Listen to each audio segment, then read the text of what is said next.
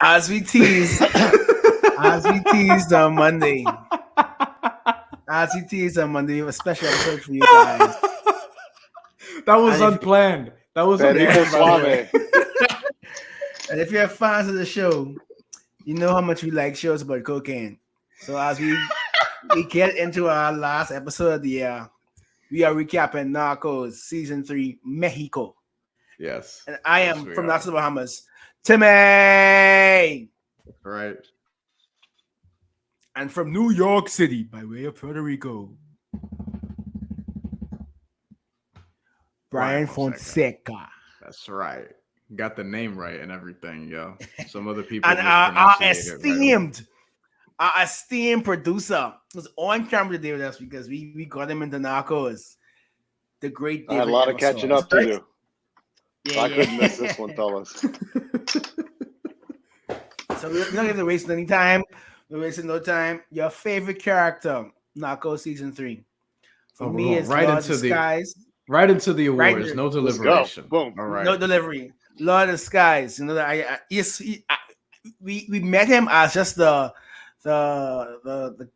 playing guy for for your favorite character. I think. Well, I guess he can't be a favorite character, Bryan, because he's in the series in this season. Yeah, that's true. Yeah. I didn't go with the motto for mine, actually. So I think I know. So you went with the motto code. Yeah, because he just went from being the guy who carries the coke to being one of the head honcho. So they made that character progression. He's so smooth, man. He got the shades. I was just gonna slick say back that. here. Yeah, Lord of the that's- Skies. He did it in a Yes. smooth way. He was one of my honorable mentions. I think I know where David is going. Oh, you I know actually- where I'm going. Yeah, I actually went with somebody who, as I was reading on Reddit and stuff, they were a little bit controversial. And a lot of people were kind of mixed on this character, felt like she was kind of annoying, et cetera, et cetera. But I went with Andrea Nunez, the young I knew reporter. it. The young I could see it reporter coming. who Solid. was trying to like go after like the truth and all this, who was doing some death-defying shit. Also, I feel like because she was going into some areas where like I'm like, girl, I don't know if you should be doing that. So I went with Andrea, honestly. I loved her tenacity, and she might win one of my other categories. So we're gonna talk about that a little bit later. Yeah, and you know who my Go to guy is. David. You know who my guy is. Chapo. I mean, bless you. I mean, the way Chapo he kinda, Guzman. Chapo Guzman. Just the way he sort of angled himself throughout the season 2 into season 3. Obviously, we know he ended up in jail with Don Neto.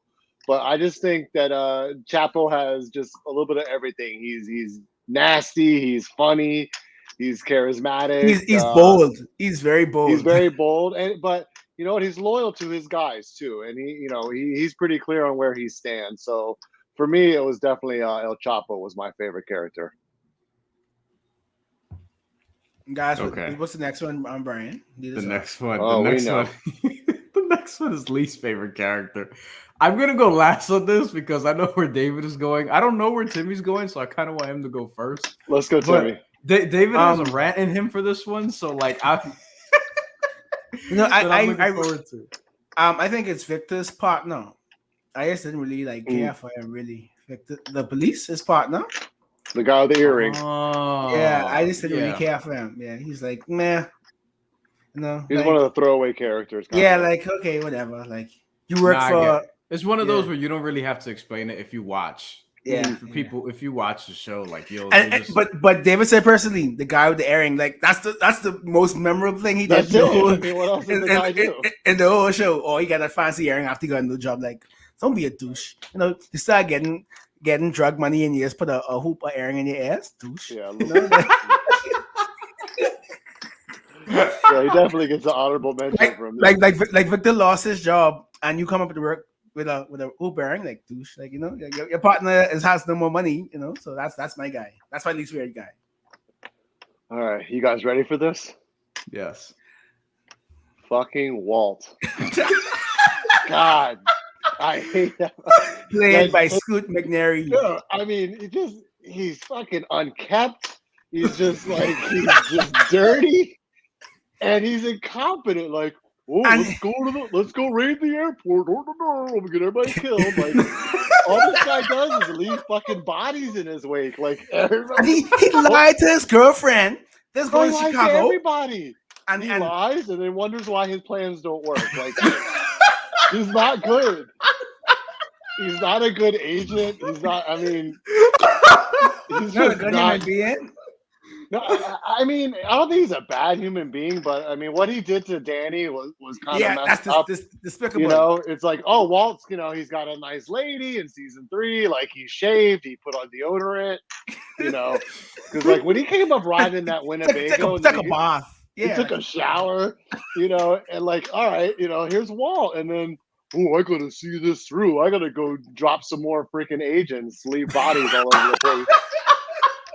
I think Walt killed more people than freaking Miguel in this season. Facts. I mean, my Facts. God. That's true. Like, you know, he's just bungling his way. It's a real shit show with Walt, man. So, you know, he's definitely my least favorite character by miles. Mine. That's gonna be hard to follow. Yeah, I'm not going to be able to follow it up. I will say, though, this character just annoyed the shit out of me whenever I saw him on screen. I felt like he was spoiled. I felt like he was very annoying, fucking reckless in different ways than Walt. But I went with Ramon Arellano Felix. Ah, okay.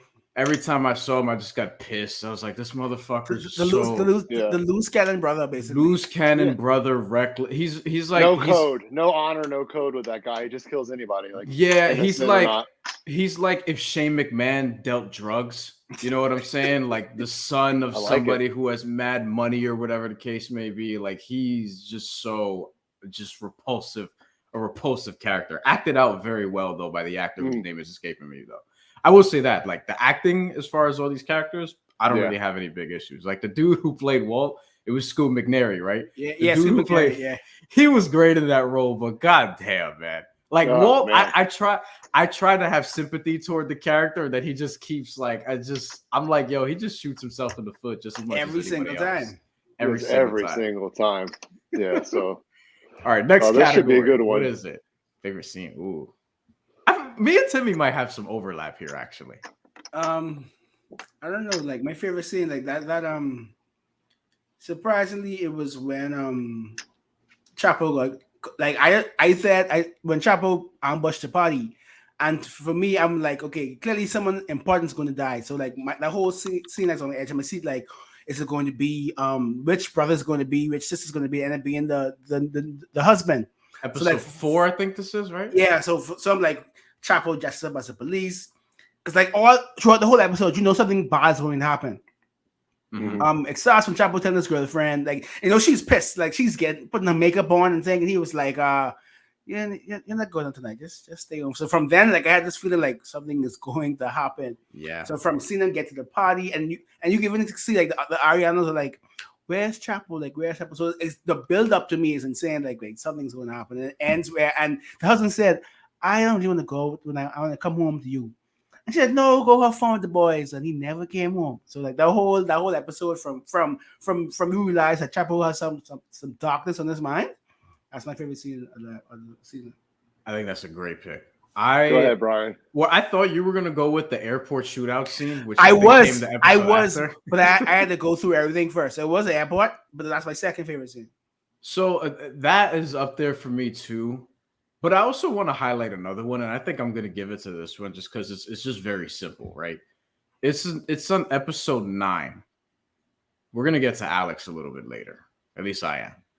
But the scene, I really like the scene where he's just with Walt in episode 9, and you know Walt's telling him all the shit he has to do the next day. You're going to go to court. You have to tell these people this, and that. And then Alex is like, "Yo, like, can we have Domino's for dinner again?" Like just something like mad simplistic, right? Yeah. And I'm looking at that and I'm like, wow, you remember, like he's 18, he's from Mexico, he just wants like, you know, pizza for dinner. Domino's is, you know, sort of different. Like he doesn't come from just like Mexico in general. He comes from like a slum in Mexico. So like, you know, he's not probably used to eating even Domino's. And that just said a lot to me. And that also sort of precedes what happens afterwards. Right. Which, you know, that's the last time we actually see Alex alive. Spoiler alert. So that scene for me, in hindsight, was like, wow, like Walt in terms of bodies at his wake. That's the one. The Alex is the one where I'm like, dude, oh man. And then Alex kind of brought it upon himself because he ended up, putting himself in a situation afterwards. But he also shouldn't have probably been in that situation to begin with. So I'm going with Alex ordering Domino's while he was in, I guess he was in Walt's custody, for lack of a better way of putting it. Nothing good happens in Walt's custody. I'll tell you that. Fucking Walt, man. God. Guys. All right, you ready for mine? I got a little something special for you. Favorite scene, yes. Ready for this? Okay.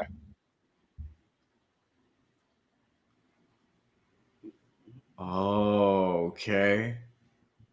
Was this with the tiger? You know it's the tiger. Yeah. Okay. You know it's the tiger. Yeah. And you've got somebody here in this scene who I'm going to come back to later, but definitely the Eye of the Tiger scene. Just the pure joy. I see Bryan's favorite lady. Oh, there's my guy Kochi right there. But this reminds me. Remember in Scarface? Remember Push It to the Limit? Yes. Like the peak of Scarface when they bring in all the duffel bags in the bank, and they got the fucking tiger. Like this is like a homage to that. But to me, just the pure joy. I think this is like the peak of Narcos right here. Like everybody's happy, things are coming up. There's my guy right there. Chapo! I do hope that he plays Chapo in the spinoff as Timmay. They have to. That was it. Fucking when Ramon, he comes in on that is. train, when Chapo comes in on the train, that was it for me. That was it. So to me, that was definitely my favorite scene. Woo! Okay, I'm gonna do this one first because I already mentioned this person, and it's Andrea. Probably because as a reporter, as somebody who has some journalistic, or not some, a good amount of journalistic experience, not on that level and not covering crime in that way and things of that nature. And I can't say that that's something I would want to do anyway. But with Andrea, Timmy? I think he is. There he is. Oh no, there we go. With Andrea, yeah, I think that's somebody who like identify close with in terms of how she looked at things, how she approached things. I really respect how stubborn she is, and I identify with. You could tell she's very young. She's probably in real life she's younger than even I am. I think she's like 24, 25. But in the show, I don't know how old the character is she's playing, but I would guess it's around that age, right? Like you can tell she's newer, wants to make an impact, wants to report the truth. It's very idealistic in that way. Like I definitely identify with that from who I was a couple of years ago. And I would even say now to some degree, and I don't even think any of those traits are bad traits. It's just those are younger traits. But on this planet, clearly we need people like that because, you see the way things are run by people in older generations and things like that doesn't always go too well. So yeah, we need some younger idealistic folks to balance things out. And I think she's one of those who resembles, I guess, hope in a lot of different ways. So I go with Andrea Nunez again. For me, it might be Hank. Hank doesn't matter what government it was. Hank is just a power broker, like a middleman like myself. Like, it's not working in media and stuff, so I'm always the middleman. So Hank, doesn't matter what government was in power, Hank make sure he got his stuff right and, Huh. Not to say I'm going to be cutting deals with drug dealers, but Hank stayed relevant throughout governments and shaped countries and stuff like that. So I identify with, despite the illegal ties, I identify with Hank's power brokerage. Yeah, no, that's a good call because he was like caught in the middle of a lot of different shit. You know what I mean? So I found myself not hating him, even though usually I wouldn't even fuck with that character like that. But I got it. Yeah. It's a good pick. Yeah, that's solid. I think I'm gonna go with Amato. He evolved. He evolved through everything. Obviously, he worked his way through. He started out as a pilot. And the thing about Amato, he had a skill that nobody else had. He was a pilot. He was an organizer. He was a logistics guy. And to me, like he is really the whole key to the operation. He kind of got the thing going, in terms of scaling up, obviously with the Colombians. That wouldn't have been possible without a motto. So to me, he Facts. he went from a glue character to a central figure throughout his arc in these 3 seasons. So, and to me, just to kind of see him work his way through the ranks, he did what he had to do in terms of allegiances and taking out Aguilar, obviously, to set up his power structure. So for me, I think it was Amato just because he had a vision and he was indispensable with his skill of obviously being the pilot. So I'm going to go with Amato. I think that's a great call. I also love, though, to your point, I love when characters go from like supporting characters to these frontline characters later on in the show. Yep. Like he had one of the best developments, maybe the best development out of everybody on the show. Yeah, he definitely came up the most, I think. Obviously, him and Miguel.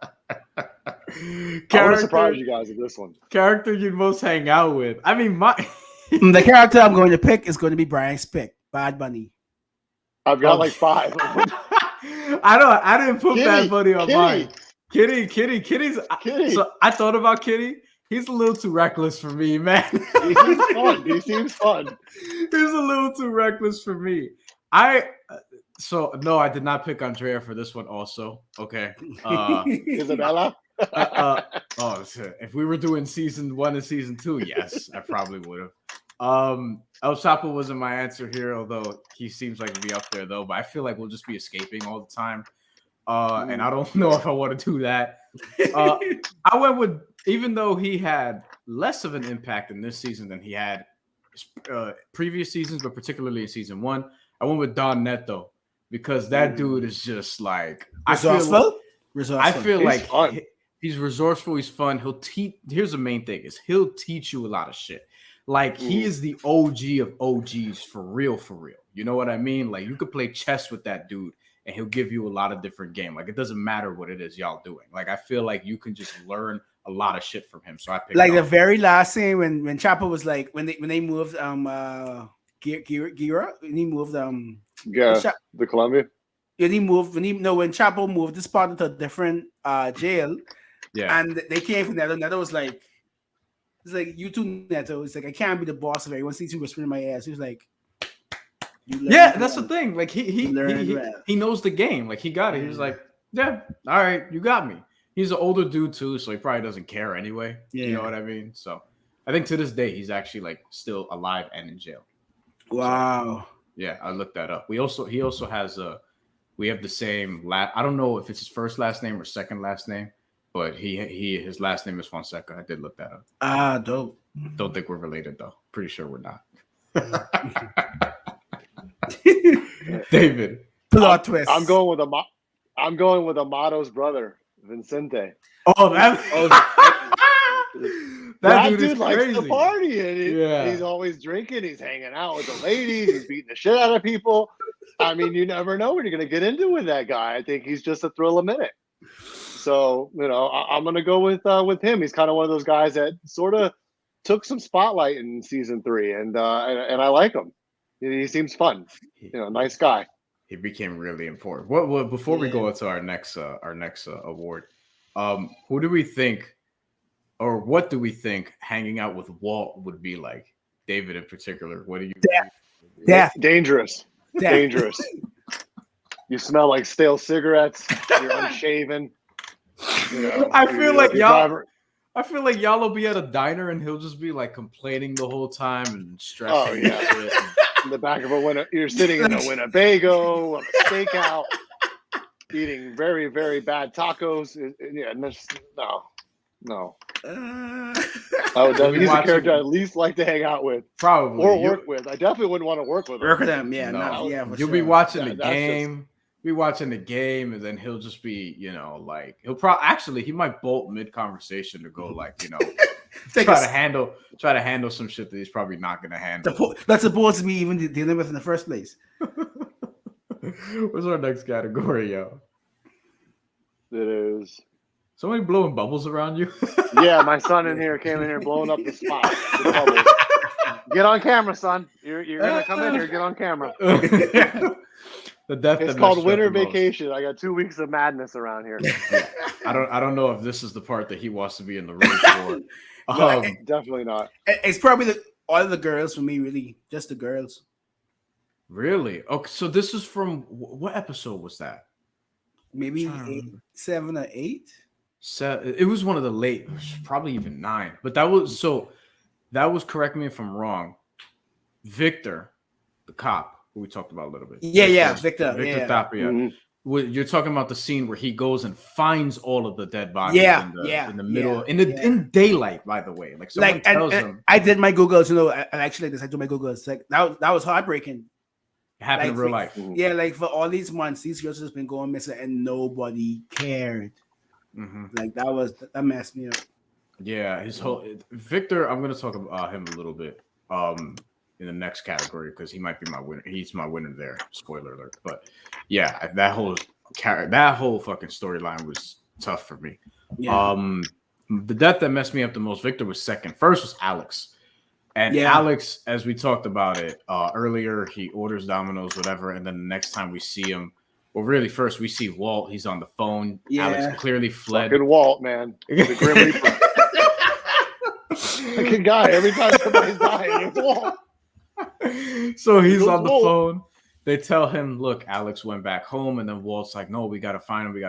And then they're telling him, fuck that kid, Walt. Don't worry about it, whatever. And then as Walt predicted, because he knew somehow, he knew that once Alex would try to flee and go back home, if he did, that people were going to find him and kill him before he even got all the way home.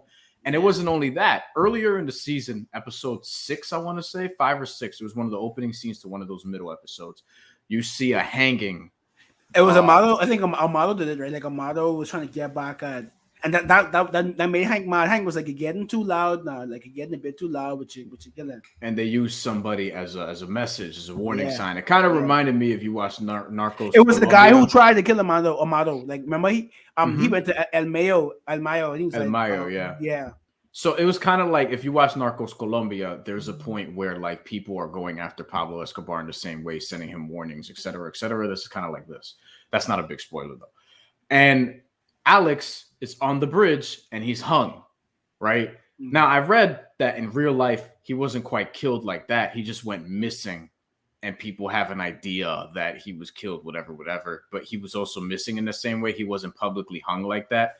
But that storyline was real. Like he was a person who was involved, and he got killed very young. So that was the one where I saw that. I was like, I paused the TV. I was like, shit, and I just sat there like Walt in the diner at 3 a.m. for like 2 minutes, just sort of just staring at the screen, like wow, reflecting. Like wow, man, 20 years old or whatever he is, or maybe even younger than that. Yeah. For me, I think it was Palma's family. Felix ordered them when they threw the kids off the bridge and killed the wife out there. I mean, to me, that was the most messed up scene. I mean, especially with the kids involved.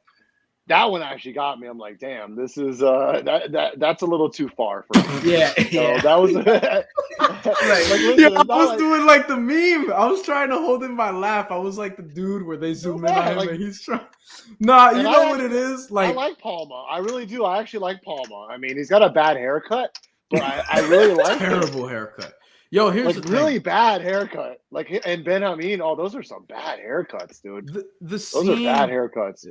80s, 90s. When he threw those kids off the bridge, though, man, that was a messed up scene. Yeah, that was tough. That was like end of season 1 or whatever it was. But like, yo, I remember. I know it wasn't season 3, but it still got me. Well, nah, we're gonna let it go. Like, yo, here's the thing about that scene, right? I don't mean to laugh. Because I actually read up on that, and apparently that happened in real life. Like he actually threw the kids off the bridge, whatever. The way he died, I think, was different, but yeah. But the thing that made it funny in the show, mildly funny in the show, I'm just a child. The thing that made it funny in the show was that like you see him go toward the kid, and then the camera because you're not allowed to show it, obviously. But the camera goes off at distance, and then you just see something fly off the bridge and then splash into the water. You see like 3 different times. Matt, it's super fucked up, but just the way they shot it was kind of mildly funny to me. Like I'm like, at least this is fictional. I mean, no, it's not based in reality, but at least this part is fictional. But yeah, that's a good choice. What's next? We got like 2 more. Character you most want to leave the game. Oh, we're gonna have good answers here. We're gonna have good answers here. Man, you see how fun Amado guy was? Do you say Walt? Like, is that really you your see answer? how fun Amado? No, you You want my answer? Go ahead, You Timmy. might know my Go ahead, answer, but Timmy. mine was somebody who was actually trying to leave the game, and that was Acosta. Oh, Yeah. That was the guy with the ranch, right? That was the very end of season 2, though. we're letting David bend the rules and pick because I haven't finished season season 3. I've been in the rules a little bit. because no he's problem. catching up. Yeah, I'm cool with that. That's the guy who had the ranch, right? Yeah. Yep. So here's the thing, Timmy. Remember, Walt was involved with that one too. Of course he was. because I'm gonna get you out of here. Don't worry, I'm gonna get you out of here. So he's on the 5 cops out there with guns, but no, it's gonna be okay. Trust Walt. You know, Acosta. You know, he doesn't want to give up the game. He has this fine white girl who knows some Spanish that came up to live with him from Texas. Amado's like, yo, like, you know, you could still like, you know, come away from this looking good, whatever. Acosta wants to fight, traps himself, and then Walt goes in to speak with him. And then Walt thinks he's gonna be the savior. David Cowboy Walt. He's gonna cowboy up. He walks out. Acosta there because all the policemen or guards or whoever the fuck they are, militia, whatever, they're out there waiting for Acosta. They're gonna shoot him on sight if he comes out. Walt comes out with his hands up in front of Acosta, and Acosta's hiding behind him. This is after Walt promises Acosta's woman, yo, I'm gonna get you out, or I'm gonna get your husband out, whatever. After he does that. So they're walking, and then Acosta's behind them, just hiding or whatever. And then Walt's like this, and they get closer, and then Acosta just books it, and then they just shoot him dead. And then when they actually show like the dead body picture in real life, it's very like, again, well done, Narcos. So similar, yeah. Acosta's a good one. I must say they're getting all these real life things. Like, the airport shooting was one of them when they killed the priest, who we talked about a couple weeks ago. Yeah. Character. I want to. Yeah, go ahead, Tim. Yeah, but I wanted Amado too, because you see how fine this woman was. Like, go live on the beach with the lady, man. The Cuban woman, right? Yeah. Yeah, man. She was lovely. Yeah. She ended up being on her own with the nice house in Chile, I think it was. Yeah. Oh, that's a tough one. Amado was on my list, but I went with, and Alex was kind of somebody who could fit this too because, but he was in the game, but not in the game. But he was, you know, a foot in, foot out. Yeah, but he was too deep into, you know, whatever. But I went with Victor because I feel like, look, as much as it sucks and as much as he wanted to be the hero, it's kind of like some of the things we're experiencing right now. Like, you can only do what you can in life. And his wife was explaining to him, like, look, you're gonna die trying to solve these problems and try to find all these missing women. And he did. He ended up getting killed for it. And he was someone like, I felt like, look, it sucks because like he tried to do a really great, noble thing.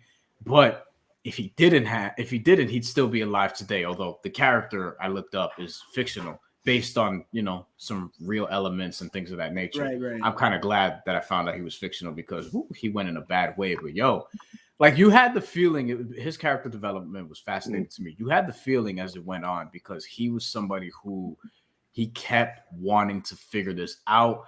And then this show does a good job of doing this because after a while, it's like, all right, are you trying to do good police work or are you trying to feed your ego or is it both or is it something more there, right? And then at some point, I think it did become a little ego driven for him and it got him killed. It almost got him killed a time before that where he came across the other dude that he ended up shooting that had the woman that was with him in the car. I'm not going to say she's a prostitute because I don't know who she was. He picked her up and he was going to do something. And the Victor was like, nah, get the fuck out of here. I've been chasing this gold car for mad episodes. I'm going to shoot this person. And that's not even the dude that ended up killing him. So I went with Victor. Right, and that was, you could saw in his eyes, like, you could see the stress. Like, even his wife noticed that, like, you're better now. And then when he realized that it's still happening, he was like, "Oh my!" Here's the thing: if you're walking around the house with a musty ass tank top like that, and you know what I mean, like he started looking like Walt. Yeah, like if you're doing that, then you're stressed. The musty tank top is stress. Okay, that's why anytime that we've seen a lot of different, you know, non-favorable Joe Budden moments in public, he's wearing a musty tank top because that dude be stressed out. Like that's just how that one goes. All right, what's our last category? Oh boy. Oh, woo! Walt Presley. Oh wow, that's a good choice. Is that your real choice? No, Is that your real choice? no, no. David, is that your choice? It might be. Because Walt survived. Not only that, Walt's still in the game. The very last scene on episode 3. Yeah, he's back on the cover again. Like He's talking to this dude. It looks like he's talking to the Grim Reaper is back at it again. I don't know if they went to Alcoholics Anonymous or something like that. That's what it is. Yeah, that's what it is. Yeah, he's praying. He's praying on the Alcoholics Anonymous. Yo, see, this is why Walt's a dirty ass motherfucker, yo. Because he went to AA with this dude. And like they're talking, they're in the diner. They shoot this so well, you have no idea. Like it looks like Walt's just at a diner, catching up with one of his friends, whatever, listening to all of his problems, whatever. And then the guy says, "Yo, I'm gonna go to the bathroom, or I'm gonna go outside to smoke, or whatever." He said one of those two things because he got up and left the table. And then Walt just goes, "Suspect has left the restaurant, whatever." And then you just hear a whole bunch of cops pull up, and Walt's just sitting there like, just staring off in the distance as if he's like, I can't believe I'm still fucking doing this. But he's still doing it. Right now, Donnie's in Chicago. And not doing it well. Man, probably. Donnie's with a new... Seriously. Walt, I think Walt is even a fictional character. Like, I looked that up too. I think, thank God, right? Right, David? Yeah. Oh, God. I mean, I don't know, that guy is like a... But yeah, I mean that might be one of them. But who do you guys got for this? I was surprised that I came at this conclusion, but I was trying to think who's like Ramon will be my choice, right? Yeah, but I didn't go with him because I talked about him earlier. I went with General Jesus Hector Rebollo, the dude who double crosses Walt and then in turn double crossed pretty much all of Mexico. In real life, also, like he's somebody, he died in like 2003, but he legit did get arrested for like, corruption, was essentially a double agent, arrested for like 40 years and all this different shit. Like he's just a despicable ass dude. One of those dudes, like you have high hopes for him. And then it's like, really? And you can see it coming. You can see it coming too, like after a while. See, that's the thing.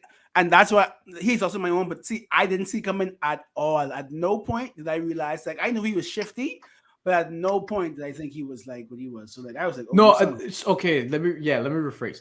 I thought that he was gonna be like, I knew that he wasn't gonna cooperate with Walt fully, right?